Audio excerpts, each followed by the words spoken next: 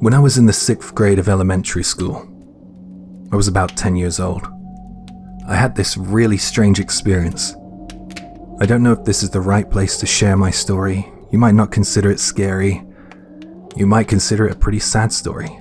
You might even say that I'm bad at writing it too. But the only thing I want to say is I want someone to hear it. Let me start by saying that my family home is over 100 years old. And when I was a kid, it looked pretty dilapidated compared to the modern buildings. It was a mess, a crumbling wreck. Because our house wasn't in the best of shape, we never really got on with anyone in our neighborhood. The neighbors looked down on our family. School was even worse, because my classmates would often make hurtful remarks. They would call me dirty or filthy, stuff like that. It wasn't just them though, because I had heard some of the parents quietly say, and some not so quietly say to their kids, "Don't play with that dirty boy." It wasn't until the 2nd semester, or term, of the 6th grade that our class changed up the seating arrangement. At my school, we worked together in pairs often, and we would be paired with whoever we sat next to. And each term or semester they changed the seating arrangement. The kid who sat next to me in the second half of that semester was a kid named Masaru. That's a pseudonym, by the way. Now, Masaru was a very popular kid. Everyone loved his sense of humor. I thought that I had just found the perfect dude to pair up with, but the second he realized that he was going to be paired up with me, he loudly said, "I really don't want to be paired up with this disgusting guy." He made a big thing of moving his desk as far away from me as possible. While the other kids in the class found it funny, it was incredibly hurtful to me. I was very sad. My self-esteem was on the floor. Well, since Masaru was so popular, the bullying got worse after that. One of the kids in my class looked at my hands one day and noticed that I had some dry skin issues. And from that day onward, they called me the mummy. Didn't feel great. Something inside me changed that day though. I was sick of it. Sick of all the taunts and jibes. I wanted things to be different, so instead of turning my head and allowing the tears to well in my eyes as they often did, I acted instead. I laughed and I roasted the kid who made fun of me. I actually got a couple of the kids in my class to laugh along with me for once, rather than laugh at me. I built on that momentum, and I came out of my shell, and I started joining in a little more in the class. So, as I had become to grow more confident, I noticed that the space between the desks between me and Masaru grew closer. He really warmed up to me now. Before I knew it, the gap between our desks had completely disappeared. I was over the moon because we had become friends. We had so much in common. We talked about all kinds of things at school, on the phone and on the walk home. I was so happy to have a friend. We even confided in one another with our crushes. And that's true friendship right there. The 2nd semester finished and we went home for the winter break. I spent that break thinking of all the things my new friend and I might talk about when we got back to school. I was hoping that we would even become better friends. I thought about it quite a lot. It's great, isn't it, when you're young? When it was a few days before we had to go back to school, something strange happened to me. I woke up in the middle of the night for some reason. I didn't have a nightmare, nor did I want to use the bathroom. I opened my eyes and I looked around my room, and I was shocked because I was expecting the room to be pitch black, because I slept with the lights off. But it wasn't. It was bright. Not like white bright light, but something a little more similar to moonlight. This strange light filled my bedroom. It was wonderful. I noticed something was going on with my bookcase. It looked like a bunch of my mangas had been moved. They were lying on the ground as if someone had been looking through them. The mangas, by the way, were of a certain pirate crew sailing the high seas. Another thing, the stuffed animal that always sat on top of this really old black and white TV I had in my room had been moved. It was in the bed with me. Naturally, I was pretty flustered. I didn't know what that light was and why things were different in my room. It was all very unnerving. I sat upright in my bed in confusion, unable to understand what I was seeing. Then something else happened. The white light that had illuminated the room now seemed to be concentrated in one area, like it was centering itself. The white light gradually became a humanoid shape, and it started coming towards my bed. I didn't feel scared for some reason, and that's the last thing I can remember. I woke up in the morning like usual. I don't even remember falling asleep. I thought that it all might have been a dream, but when I woke up I found that stuffed animal in my bed, and I saw the mangas lying on the floor by the bookcase. I thought that it was very strange and I wanted to leave my room. As I headed downstairs, I heard our home phone ringing. My mum picked it up, and it sounded like she spoke on the phone for about 10 minutes or so, and then hung up. My mum came over to me and said she needed to speak to me about something very serious. "I'm sorry, son.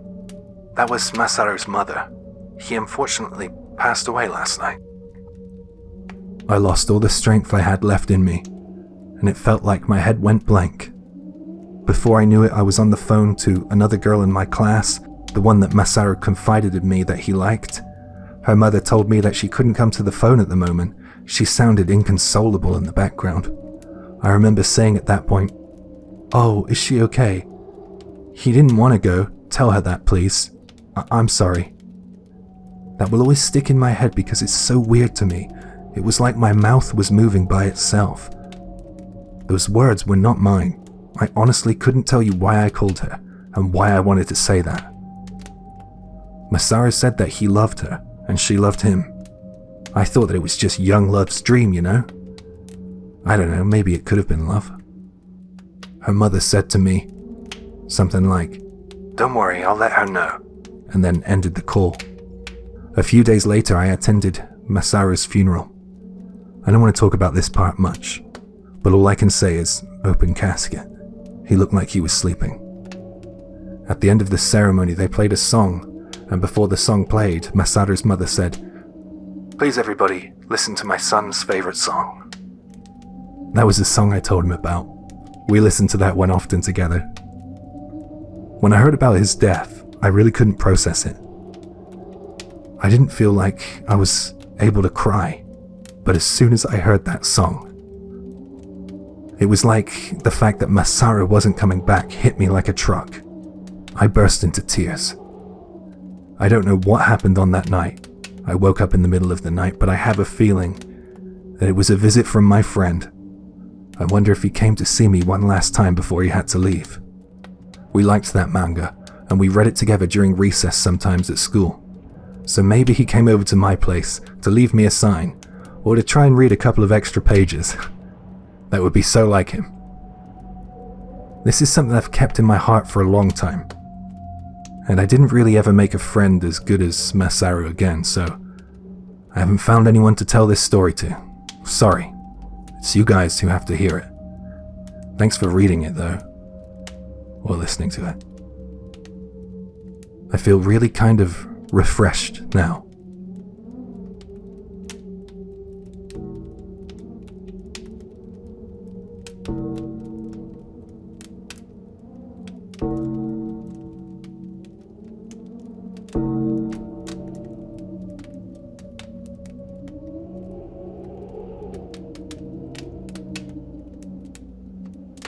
Hey, have any of you ever felt like you have been cursed?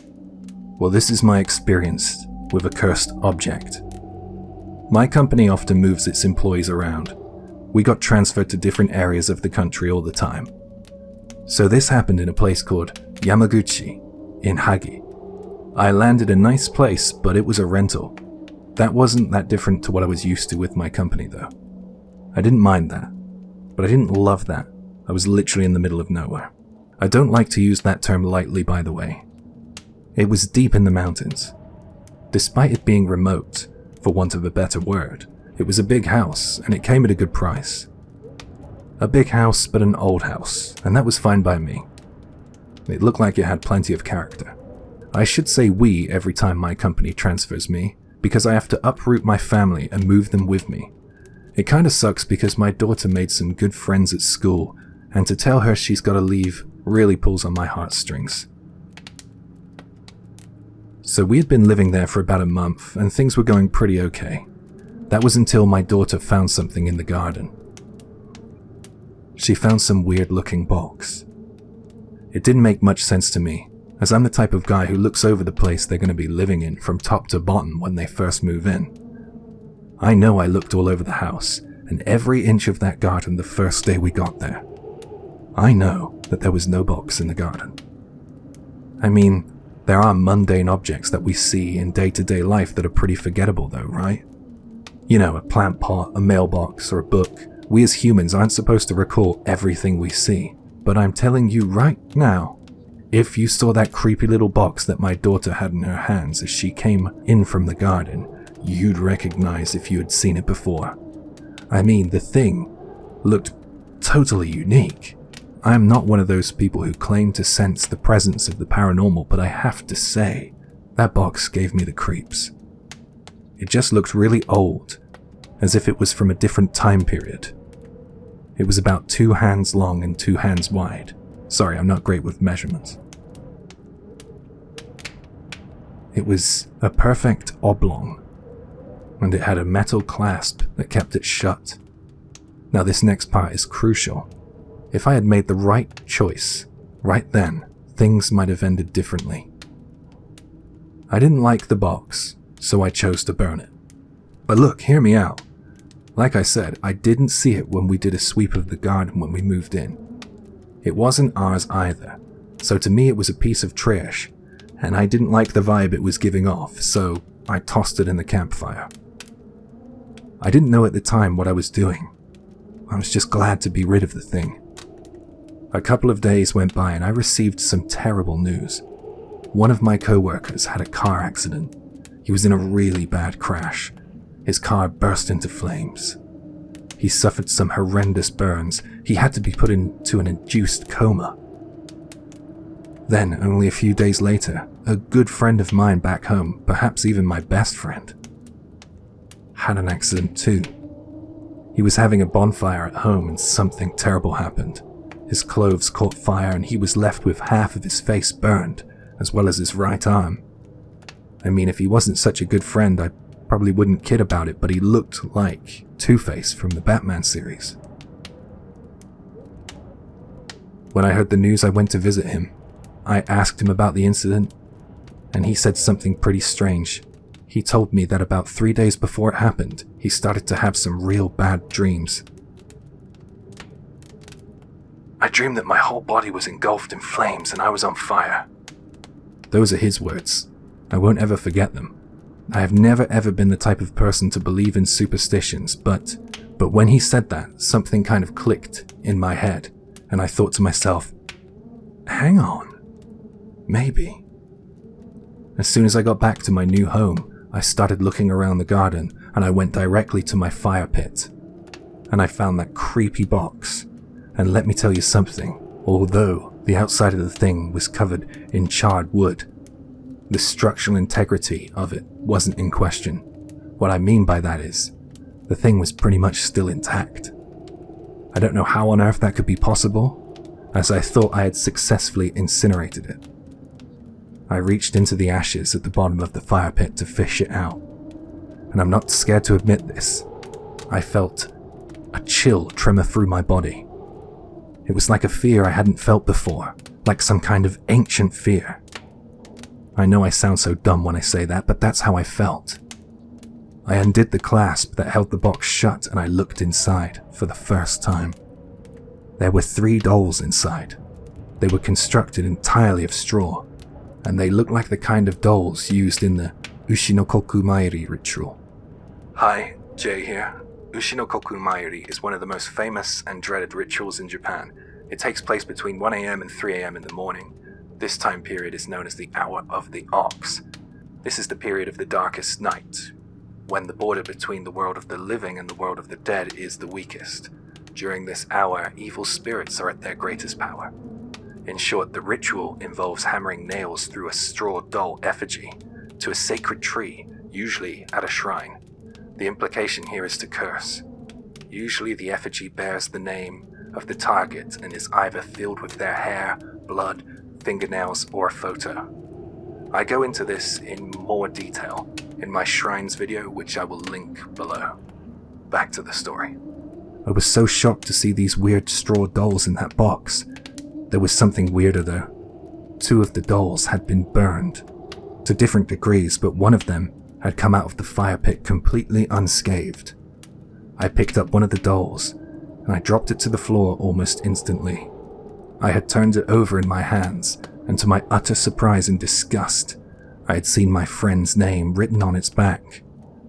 I looked at the charred doll, but I couldn't see a name on its back for obvious reasons, but I feel like I got the gist.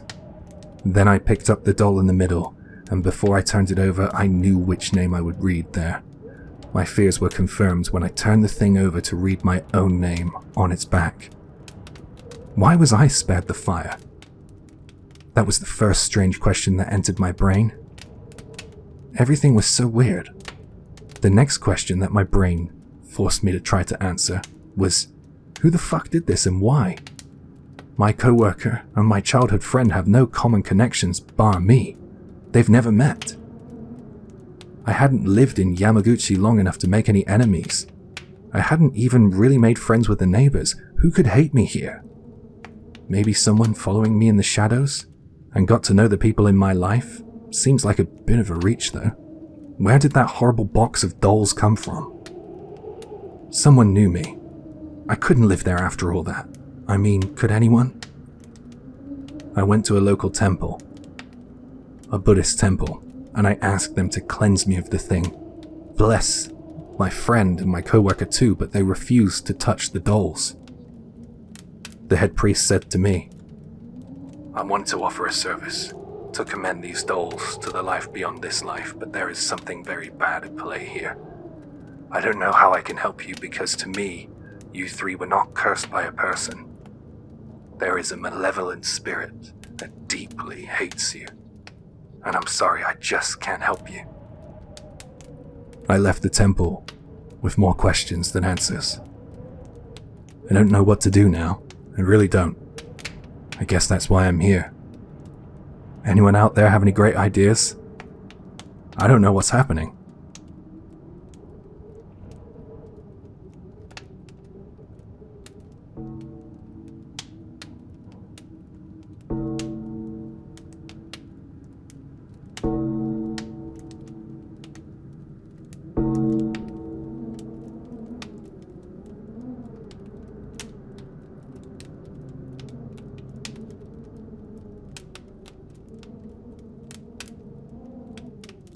I was in the mountaineering club and we often went deep into the woods and traversed difficult terrains. However, this experience takes place when I decided to go on an unofficial mountain hike into the woods alone. What a great idea that turned out to be. The club was part of our university. We always went out on these safe, no-thrills hikes and climbs, and I personally had had enough of that. I wanted something with a little bit more edge, so after class I picked a meaner-looking mountain course and hopped on the train to travel and hike someplace new. By the time I got off the train, at the trailhead station, it was already getting dark out. It was almost 10 p.m. I didn't realize how dumb it would be to head into the woods alone that late. I was a little concerned before I got going, but I quickly found out that I was able to make light work of climbing that supposedly rougher mountain course. It was pretty easy. The only issue was the fact that there wasn't a great deal of light in the area. There were some dim lights surrounding a mineshaft though. I did notice that when I was climbing, it was incredibly still and eerie. It was like I couldn't hear any of the sounds of nature. I got to a point where I was overlooking the train tracks below. They led through a tunnel that had been dug out of the mountains. I think that this is how they were shipping things back and forth on a mining train. Then, deep within that mineshaft, came this roaring sound, and I watched as a train came chugging out from below. I had no idea that trains were running that late, much less mining trains. There were people on that train, and I saw them with my own eyes. Everyone was leaned forward with their arms folded. I mean, I saw it in a bit of a flash, but I caught a good glimpse, you know? As far as I could see, everyone on that mining train had their arms folded against their chest and their head bowed forward. They looked like they were all fast asleep. I watched that train move through the tracks late that night. I felt odd. I don't know why, I just felt like there was something more going on. I know I'm gonna sound so dumb right now, but I felt as if it was a train bound for hell, carrying passengers. A collective group on their way to the underworld. Or the afterlife. I mean, I have to say that was my imagination, but if I'm honest, it was as if it wasn't my imagination just at the same time. Like it was known to me. Understood, or pre-explained. I feel like I was witnessing a fact rather than a daydream. I'm not sure if I have the right words in my vocabulary to express what I want to say. I just shouted out, "Hey!" instinctively. But of course, no bowed heads turned my way. I was atop a mountain, and they were below, on a journey that was unknown to me. Yet somehow I understood the destination. As soon as that train chugged out of sight, the peak of the mountain fell silent. There was nothing but me and emptiness. I felt scared, and some unknown, unpleasant feeling in the wake of that silence. I know that tsunamis raked the land. In that area in the past, mines were destroyed and flooded, buildings crumbled beneath the weight of rock falls and mudslides, and that made me feel scared. I guess scared for the passengers that I had only caught a glimpse of. I wanted to get away from that place I was stood at, so I began to move. I followed alongside a river that I could hear flowing below. I wanted to go home at that point, but of course I needed to get back down the mountain. I felt a strange sense of the paranormal as I walked. Maybe that isn't the best word, perhaps premonition is. Before it started, I knew it was coming. I heard footsteps approaching behind me as I began my descent. I stopped and looked back. I saw nothing but darkness behind me. I shone my flashlight in the direction I had heard those footsteps coming from, but again I saw nothing but empty, natural ground. I continued walking and I got about 2 or 3 minutes away from the point I stopped at, and then I heard those footsteps crunching over the forest debris coming behind me again. I began to sweat a little at that point. I was scared. I stopped again and shone my flashlight, and again it revealed nothing but the dark woods. I started walking again, and then I heard the footfall coming again. My heart was racing in my chest. Something was following me, something that I couldn't see. This carried on all the way down to the foot of the mountain. I swear to God, if I didn't have my flashlight on me, then I don't know if those footsteps would have gotten closer than they did. And if they did, who knows what might have happened to me. Once I arrived at the bottom, and the streetlights were over me, I didn't hear those footsteps coming anymore. I got out of the area safely, but I didn't dare go back again. Nowadays, the mining tracks and all those mining buildings have long gone. It's become a bit more of a tourist destination, but you'll never catch me there at nighttime.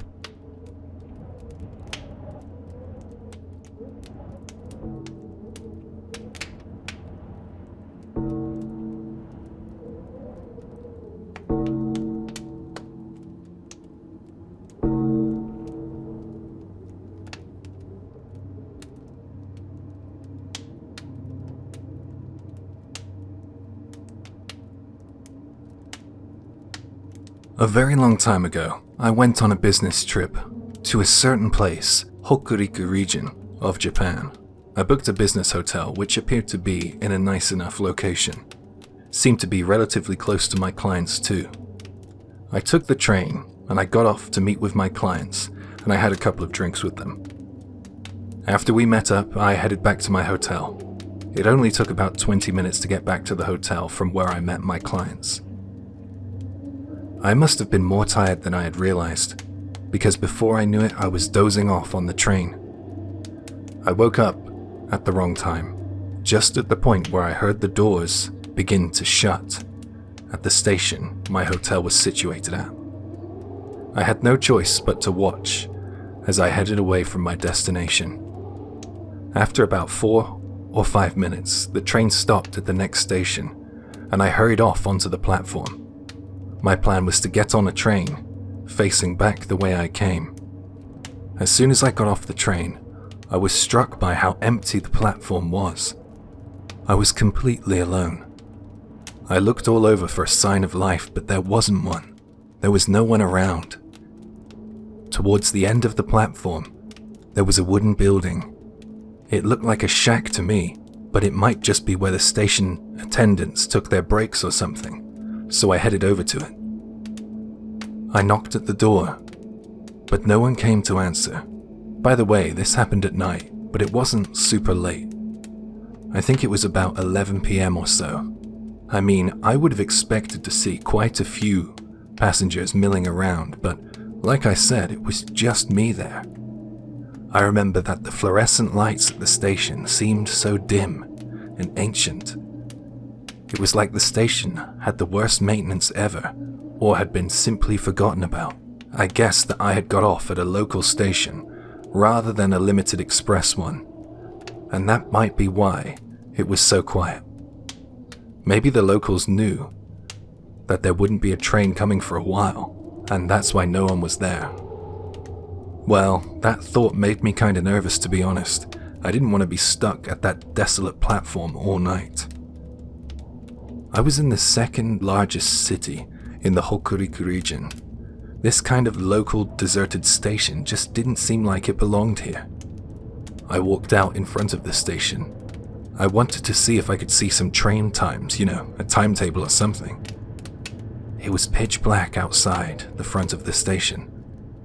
I thought that there might be a little convenience store nearby or something, but all I could see was a wall of darkness ahead of me. Well, there was one building actually. There was this creepy rundown looking house. A real old-fashioned one that looked like it was right out of a horror movie. I didn't like that.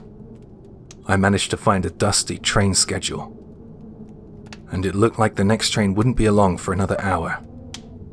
I was so frustrated. I had no choice but to just sit there in silence and try not to play with my phone. I still needed that to check into my hotel. During the hour I was waiting, I expected to see the limited express pass by, or a local train heading in the opposite direction, but there was nothing else on the tracks. Then, in the midst of all the silent darkness, the train I needed to catch suddenly appeared. I ran onto that train and I watched as the train pulled away from the wooden station platform, the creepy-looking house, and the unmanned attendant shack. About 5 months later, I had a meeting in place with the same client near that area.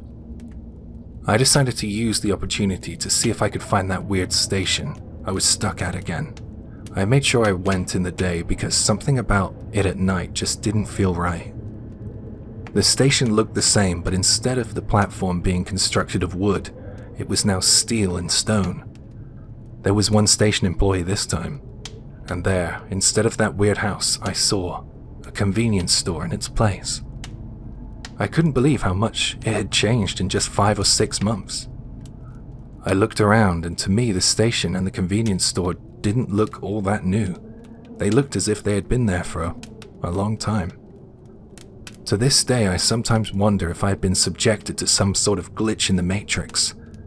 Was I spirited away to some yesterday of years gone by? I think about this all of the time, and a couple of questions come to my mind when I do. What would have happened to me if I left the station? Would I not been able to have come back? And I also wonder what might have happened if the train never came. Maybe I would have been stuck there.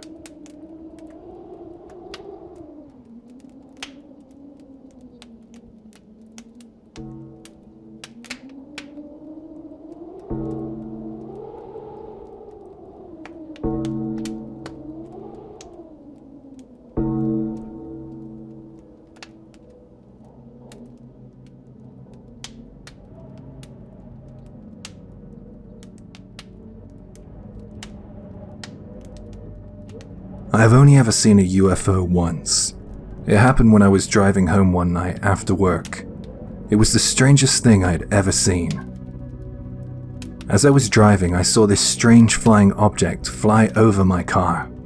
It emitted this light that didn't seem to blink or anything. Not like an aeroplane. It was a dull, glowing light. By the way, this happened on a desolate country road. I grew up a countryside kid, and I was one of the ones who didn't leave my hometown.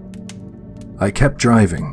I was scared, but amidst that feeling of fear was a tinge of morbid excitement. What was going to happen to me? I wondered. I just kept my eyes on the flying object above me. I was so distracted by it. I mean, who wouldn't be, right? I ended up taking my eyes off of the road. I crashed into one of the stone guardian lion dog statues that you can often find outside of Shinto shrines. I was going really fast and the impact caused the airbag to go off in my face, as well as total the front of my car. I felt the full force of that stone statue, and I heard it topple to the ground. My car even rode up on the rubble.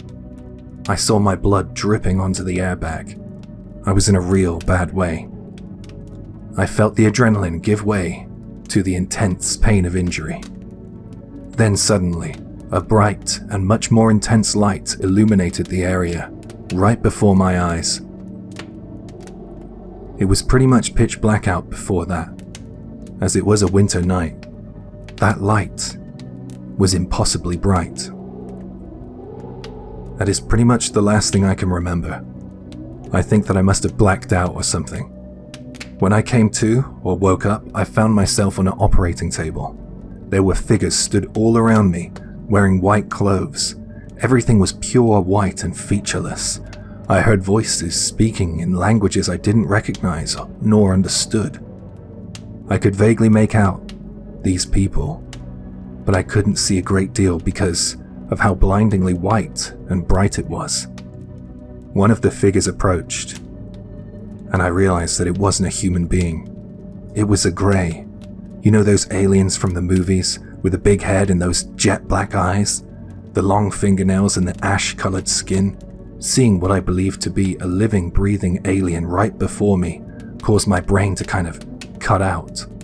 I lost consciousness again. It was almost as if it was all too much for me to process.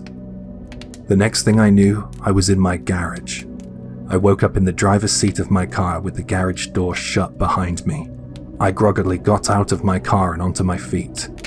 I turned to face the garage door, and I saw a bright light spilling into the garage from the gaps around the garage door. I was scared. I thought that it was all about to happen again, but then the logical part of my brain kicked in and told me that I was looking at nothing but sunlight creeping in. It was the morning. I couldn't tell you exactly how much time had passed. I didn't take note of when I passed out in my car at the shrine. I also have no clue of how I managed to get home and parked up in my garage without incident. It just couldn't be possible.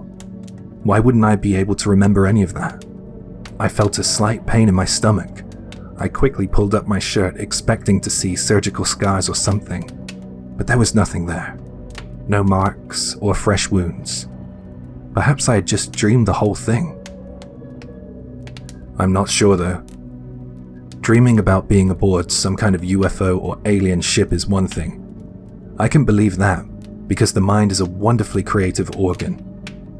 But not being able to account for missing time cannot be attributed to a dream. Lost memories cannot be attributed to a dream either.